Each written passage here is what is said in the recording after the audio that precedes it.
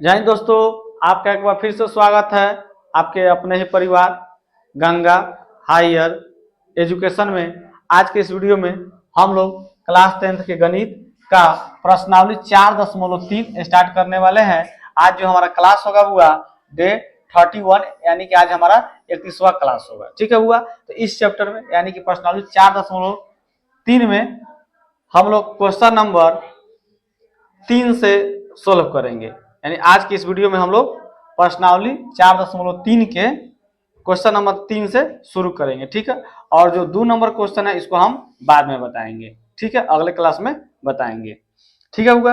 और पहला क्वेश्चन है, तो इसमें क्या कह रहा है, निम्न द्विघात समीकरणों का मूलों का अस्तित्व हो तो इन्हें पूर्ण वर्ग बनाने की विधि द्वारा ज्ञात कीजिए। ठीक है, तो यह जो मैथ जो है यह आपके एग्जाम में नहीं आता, यानी पूर्ण वर्ग विधि आपके एग्जाम में नहीं आता, इसलिए हम इसको नहीं बताएंगे, क्योंकि हमको समय बर्बाद नहीं करना है, क्योंकि आप लोगों का समय बहुत कम है। ठीक है, ऐसे हम पढ़ाने के लिए कहिएगा तो हम पढ़ा देंगे, लेकिन अभी एग्जाम की तैयारी चल रहा है तो हम चाहते हैं कि फालतू चीज को हटाए और जो मेन चीज है उसको हम आपको पढ़ा दें, क्योंकि समय कम है। ठीक है बुआ, तो आइए हम तीसरे नंबर से देखते हैं। तो तीसरा नंबर क्वेश्चन दिया है, निम्न समीकरणों के मूल ज्ञात कीजिए। तीसरा नंबर में क्या करना है, निम्न समीकरणों के मूल ज्ञात करना है, यानी कि आपको इसमें 2 समीकरण दिया है, इसी दोनों समीकरण का क्या ज्ञात करना है हमको हुआ, मूल ज्ञात करना है। मूल मतलब आप जानते हैं, मूल्य ज्ञात कीजिए या शून्य ज्ञात कीजिए। ठीक है, बात एक ही है दोनों।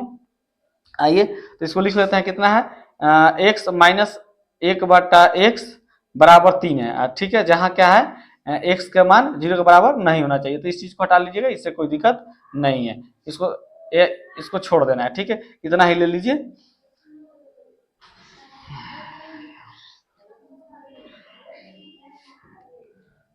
क्वेश्चन नंबर होगा 3 का 1। ठीक है, यहाँ लिख देंगे हल।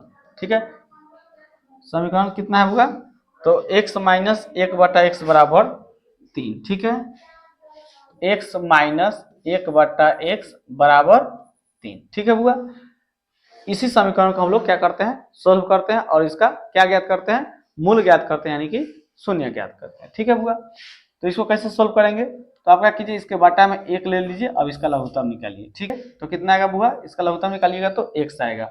अब 1 से x में भागा दीजिएगा तो कितना आएगा बुआ, x आएगा, और x से x में गुना कीजिएगा तो कितना हो जाएगा, x²। माइनस है तो माइनस। ठीक है, और x से x में भागा दीजिएगा तो कितना आएगा, 1 आएगा, और 1 में 1 से गुना कीजिएगा तो 1। ठीक है बुआ, बराबर 3। अब इसके बाटा में 1 ले लीजिए, अब क्रॉस मल्टीप्लाई कीजिए, यानी तिरछा तिरछी गुना कीजिए, तो 1 से इसमें गुना कीजिएगा तो ये हो जाएगा x² माइनस 1, और 3 से x में गुना कीजिएगा कितना हो जाएगा, 3x। तो यह हो जाएगा बुआ x² माइनस 1 माइनस 3x बराबर 0। ठीक है बुआ, अब इसको थोड़ा सजा लीजिए, x² माइनस 3x माइनस 1 बराबर 0। ठीक है बुआ, अब यहाँ पर देखिए a बराबर कितना हो गया, 1 हो जाएगा, क्योंकि x² का गुणा कितना है, 1 है। ठीक है, अब b बराबर कितना हो जाएगा, x का गुणन कितना है, -3 है। ठीक है, और c बराबर कितना हो जाएगा, -1 हो जाएगा। ठीक है हुआ, तो द्विघाती सूत्र से इसको हम लोग बना लेते हैं, तो x बराबर क्या हो जाएगा, minus b plus minus root under b² minus 4ac बटा 2। एक कौन सा सूत्र है हुआ, तो यह आपका द्विघाती सूत्र है। ठीक है हुआ, अब इधर देखते हैं, x बराबर माइनस, ये फार्मूला का माइनस है तो माइनस लिख दिए हैं। ठीक है, अब b का मान देखिए कितना है, तो b का मान -3 है, तो यहाँ पर b की जगह पर कितना रखना है आपको, -3। ठीक है, अब यहाँ प्लस माइनस का चिन्ह है, तो प्लस माइनस का चिन्ह रखिए। ठीक है, रूट अंडर का चिन्ह दीजिए, अब b² माइनस 4ac है, तो b का मान कितना है हुआ, b का मान माइनस आपका 3 है, तो -3 का स्क्वायर माइनस 4ac है ना, a का मान कितना हुआ, 1 है, और c का मान -1 है, तो a का मान 1 और c का मान कितना हुआ, -1 है।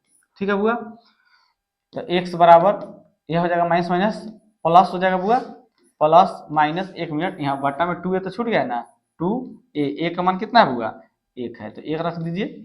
चलिए अब देखिए, तो माइनस माइनस प्लस हो गया, यह प्लस माइनस रूट अंडर -3 का स्क्वायर कितना हो जाएगा, 9 माइनस, यह माइनस माइनस क्या हो गया प्लस, तो 4 एकम 4। ठीक है, बटा 2 एकम 2 हो जाएगा। ठीक है बुआ, 1 मिनट यहाँ पर रखिए। ठीक है, तो x बराबर आपका हो जाएगा कितना हुआ, 3 प्लस माइनस ये कितना होगा, 9 4 13, अब आटा में 2। ठीक है हुआ।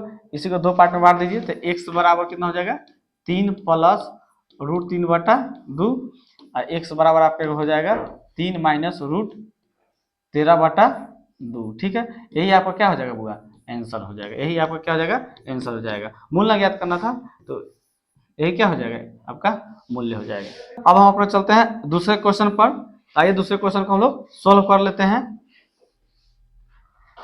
तो यह आपका दूसरा क्वेश्चन। ठीक है, इसको कैसे सोल्व कीजिएगा बुआ, तो सबसे पहले जो नीचे दिया है इसका क्या कर लेते हैं, वो लघुत्तम निकाल लेते हैं। तो x + 4 इंटू x - 7। ठीक है, इसका लघुत्तम निकालिएगा तो इतना आ जाएगा। अब देखिए इससे ई पूरा खत्म हो जाएगा तो यही ना बचेगा, तो इससे 1 में गुना कीजिएगा तो कितना बचेगा, x - 7 रहेगा। अब यहाँ माइनस है तो माइनस। ठीक है, अब इससे ई खत्म हो जाएगा तो इतना बचेगा। अब x इसमें गुना कीजिए तो कितना हो जाएगा, x + 4, इसको ब्रैकेट में डाल दीजिए। ठीक है, बराबर 11 बटा 30। ठीक है हुआ, x - 7 अभी गुना कीजिए तो -x हो जाएगा, +4 है तो -4 हो जाएगा। ठीक है, बटा अब क्या कीजिए, x से x में गुना कीजिए कितना हो जाएगा बुआ, x², x से -7 में गुना कीजिए तो -7x।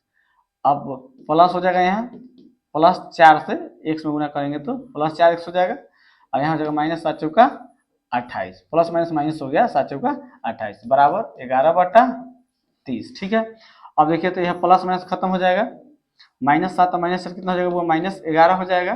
ठीक है, बटा x² अब -7x में से +4x घटा दीजिएगा तो कितना आ जाएगा, -3x -28 बराबर हो जाएगा 11 बटा 30। तो देखिए तो ये कट जाएगा, एक ये भी कट जाएगा, एक तो यहाँ -1 बचेगा।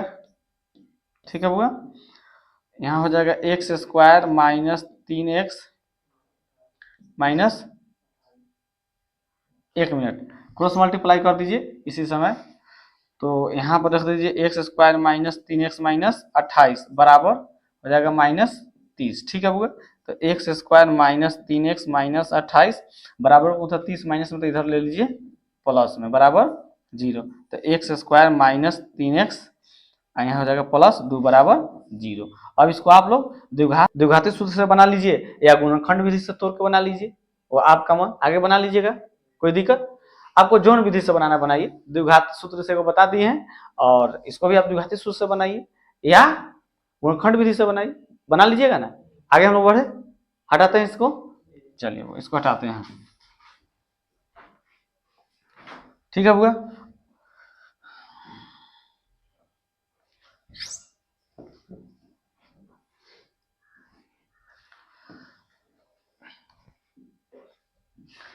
चलिए बुआ अब चौथे क्वेश्चन को देख लेते हैं।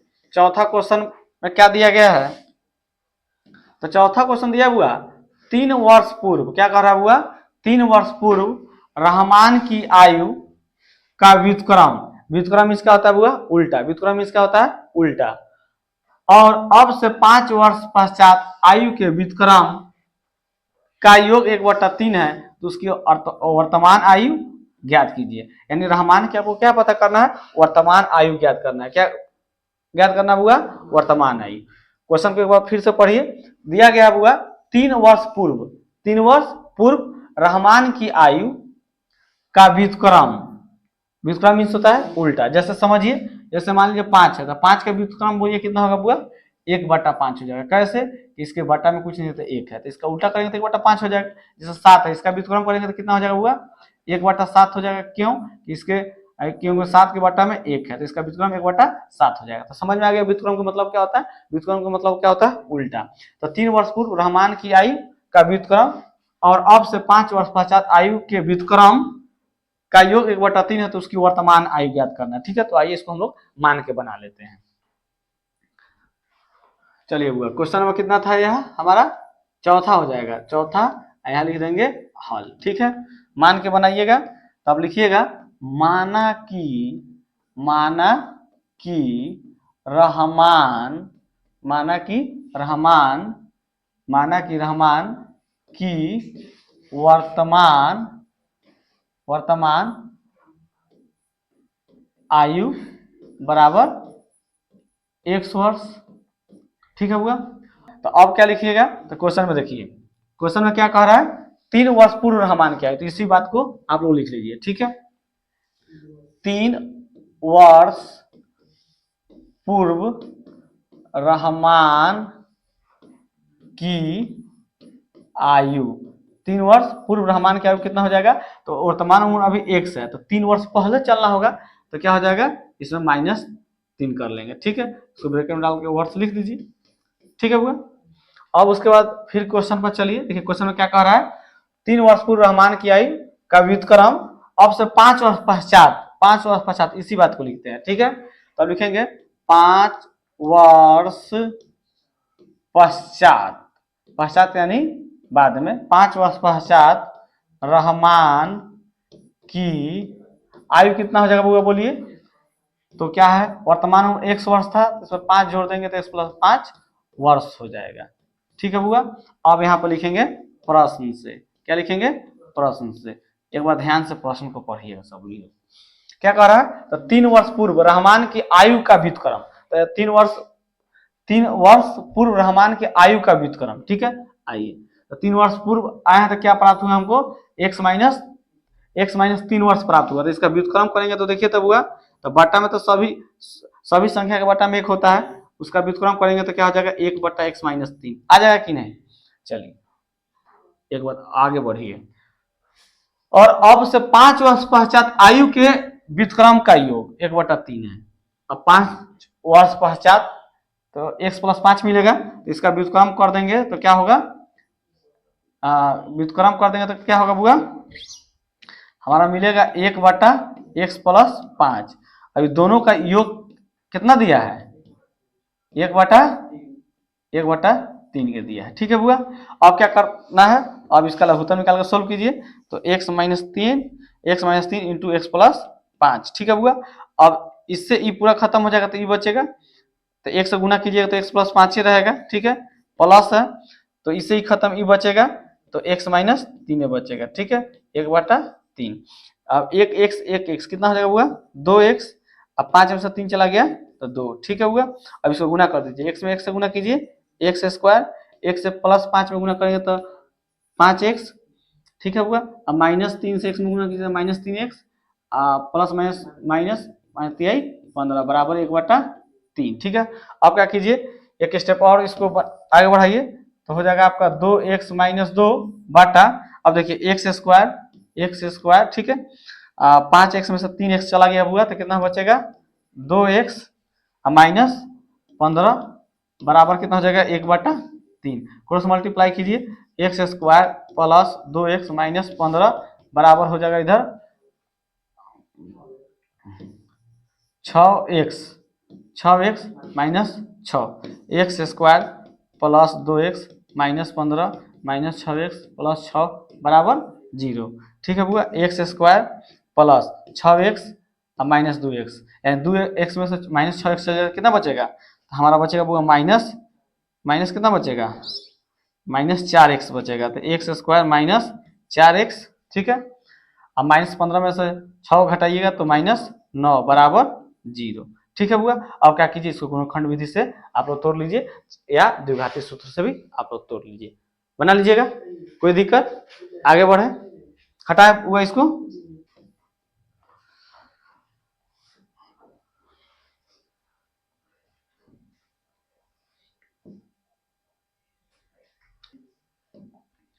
चलिए बुआ, 5वां क्वेश्चन को देखते हैं। 5वां क्वेश्चन में है, एक क्लास टेस्ट में शेफाली के गणित और अंग्रेजी में प्राप्त किए गए अंकों का योग 30 है।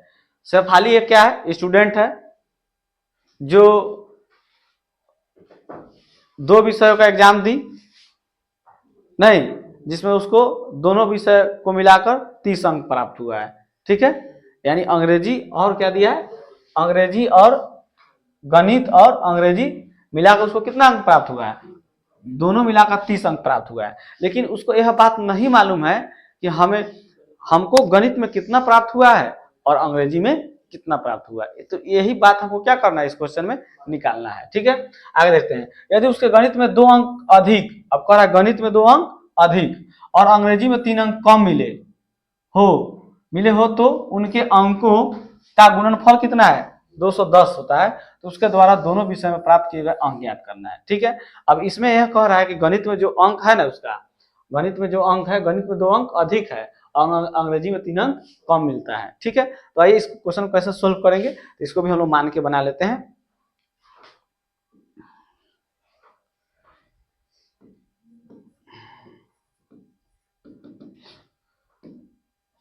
तो आप लिखिएगा बुआ, माना कि शेफाली के गणित के अंक बराबर कितना मान लेते हैं बुआ, x मान लेते हैं। ठीक है, तो शेफाली के अंग्रेजी के अंक बराबर कितना हो जाएगा बुआ, तो जैसे आप समझिए, अगर मान लीजिए कि हम ही 30 अंक लाए 2 विषय में, ठीक है, हिंदी और साइंस दोनों मिलाकर हम कितना नंबर लाए, 30 अंक लाए। और हमको मालूम है कि हिंदी में मेरा 20 आया, तो साइंस में कितना आएगा, कितना आएगा 10। कैसे समझिएगा, तो 30 में से आप क्या करना है, आपको 20 घटाना है, तब तो 10 आएगा। तो उसी तरह जब एक विषय का अंक हमको x मिला, तो दूसरे विषय का अंक निकालने के लिए क्या करेंगे, 30 में से 20 घटा दें इधर, तो यहाँ क्या करेंगे, 30 में से x घटा देंगे। ठीक है बुआ, अब क्या लिखेंगे, यहाँ लिखेंगे प्रश्न से।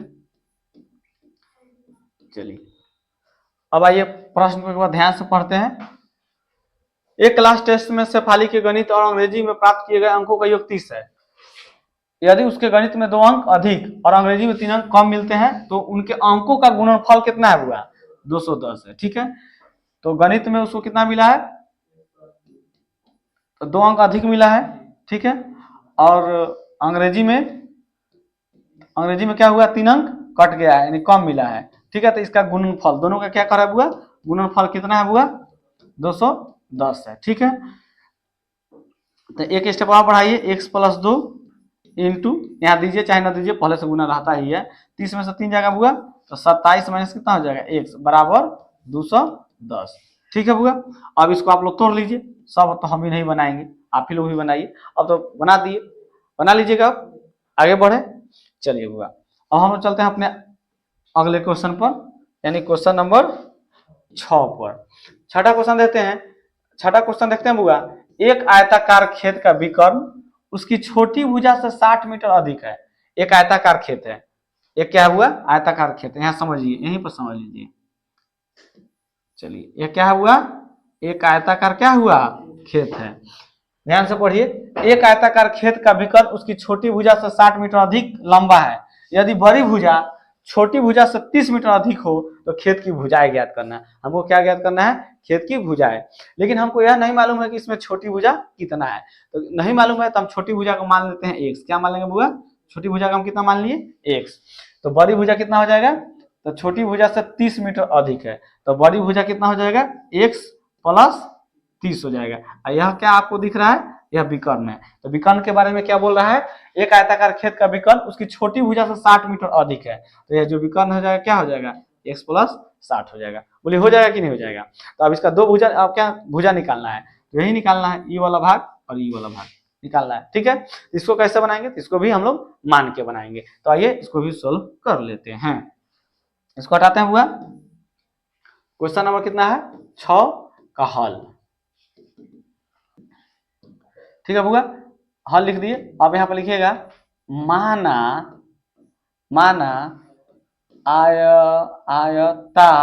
आयताकार खेत की छोटी भुजा बराबर कितना मान लेते हैं बुआ, x मान लेते हैं। ठीक है, तो आयताकार खेत की बड़ी भुजा कितना हो जाएगा बुआ, तो 30 अधिक है, x + 30 हो जाएगा। ठीक है, तो आयताकार, ठीक है, तो बुआ इसका विकर्ण कितना हो जाएगा, विकर्ण कितना हो जाएगा, x + 60 हो जाएगा। ठीक है, समझ में आया। यहाँ चित्र तो आप लोग समझ लिए, यहाँ भी चित्र बना लीजिएगा आप लोग।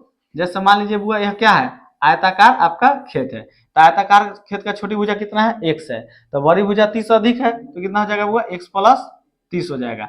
विकर्ण जो है छोटी भुजा से कितना अधिक है, 60 अधिक है। तो देखिए तो यहाँ पर 2 त्रिभुज बन रहा है आपका, तो यह समकोण त्रिभुज है, तो पाइथागोरस प्रमेय से बना लीजिएगा। तो यहाँ लिख देते हैं पाइथागोरस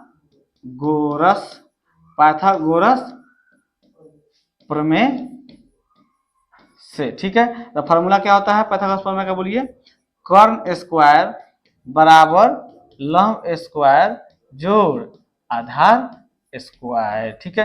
कर्ण कितना था बुआ, तो x प्लस 60 का स्क्वायर हो जाएगा बुआ, ठीक है।